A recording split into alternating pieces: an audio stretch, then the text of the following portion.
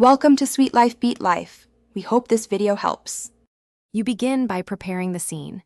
Make sure you are in object mode and the outliner is visible so you can confirm selections. Select the object. You want to be children first, then shift-select the object that should act as the parent last so Blender treats it as the active object.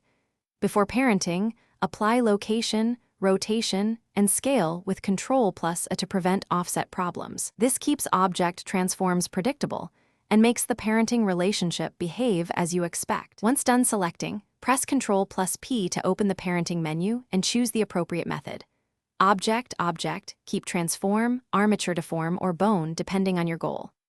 If you want children to retain world transforms, choose keep transform. Otherwise, use clear parent inverse to reset offsets. When parenting to a specific bone, enter the armature's pose mode, select the child first and then the bone as the active element, and use the bone option so motion follows that bone correctly. To finish, inspect the outliner to confirm the hierarchy and test moving the parent to ensure children follow. If the result is wrong, press Alt+P to clear the parent and retry with the Keep Transform option. This quickly fixes unexpected offsets. Make sure origins and applied transforms are correct. Adjust the object origin or reapply transforms if alignment is off.